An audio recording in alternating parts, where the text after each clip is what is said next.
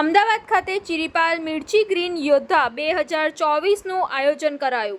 અમદાવાદમાં ચિરીપાલ મિર્ચી ગ્રીન યોદ્ધા 2024 વૃક્ષારોપણ અભિયાન જબરજસ્ત ભાગીદારી અને ઉત્સાહ સાથે પૂર્ણ થયું.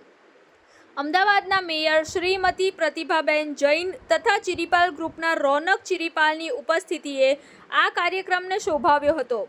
આ પહેલને ઇકોલી વેસ્ટ મેનેજમેન્ટ, સાફલ્ય ગ્રુપ અને HPCL તરફથી જબરદસ્ત ટેકો મળ્યો. આ ડ્રાઈવમાં વિદ્યાર્થીઓ અને સભ્યોની ઉત્સાહપૂર્વક ભાગીદારી જોવા મળી હતી, જેઓ એક સાથે વૃક્ષો વાવવા અને હરિયાળા ભવિષ્યમાં યોગદાન આપવા ઉપસ્થિત રહ્યા હતા. તમામ ઉપસ્થિતિઓએ વૃક્ષારોપણ અને પર્યાવરણને ટકાવી રાખવાની તેમજ પ્રાથમિકતા આપવાની પ્રતિજ્ઞા લીધી. આ ઇકોલી waste management private limited, Safalya group, Hyundai motors અને HPCL द्वारा समर्थित पहल थी. आज यहाँ पर मैं दिल्ली में बेस्ड हूँ, पिछले 22 साल से मिलिट्री में हूँ. ये ग्रीन योद्धा एक हमारा बहुत पुराना इनिशिएटिव है सस्टेनेबिलिटी को लेके, जिसमें हम लोगों को प्रेरित करते हैं कि वो पेड़ लगाएं. बहुत ज़रूरी है वो आजकल की टाइम पे. तो ये 7वां साल है ग्रीन योद्धा का अहमदाबाद में.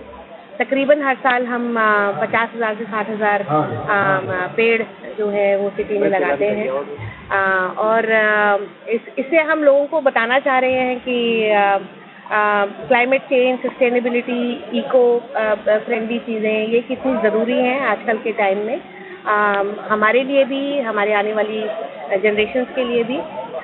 तो रेडियो के माध्यम से, डिजिटल के माध्यम से, ऑन ग्राउंड इनिशिएटिव के माध्यम से हम सोसाइटीज़ में जाते हैं, इसके बारे में बात करते हैं, लोगों को समझाते हैं, और ये कोशिश करते हैं कि वो हमारे साथ जुड़े, पेड़ लगाएं जहाँ पर ज़रूरी बनता है, उसमें सोसाइटी में हो या स्कूल्स में हो, कॉर्पोरेट्स के आसपास हो. और क्लिनलीनेस बहुत ज़रूरी है, साफ़ सफाई बहुत ज़रूरी है, ई वेस्ट मैनेजमेंट बहुत ज़रूरी है आजकल के टाइम में. सोचना उसके बारे में, बिकॉज जैसे टेक्नोलॉजी बढ़ रही है, हमारा ई वेस्ट बहुत बड़ा एक समस्या है, जिसको अगर टाइम पे हमने नहीं समझा या उसके बारे में नहीं सोचा तो आगे वाली जनरेशन के लिए बहुत दिक्कत होगी. एक्चुअली ई वेस्ट છે ને એ બહુ નવો જ કન્સેપ્ટ છે આપણા દેશ માટે. અત્યાર સુધી જેમ કે અમે બીજા ઘણા વેસ્ટમાં કામ કરીએ છીએ, હેઝાર્ડસ વેસ્ટ, કેમિકલ વેસ્ટ, પછી બાયોમેડિકલ વેસ્ટ, એ બધાને તમને જોઈને ખ્યાલ આવે કે ભાઈ આ વેસ્ટ છે. આજના જ છાપામાં મેં એક જોયું કે ફેંકી દીધી છે દવાઓ, બધી ગંદી દવાઓ રસ્તાની વચ્ચે છે, દરેક મીડિયામાં આપ્યું છે. પણ એ દેખીતું ઝેર છે એટલે તરત મીડિયાની ધ્યાનમાં આવે છે તમારા.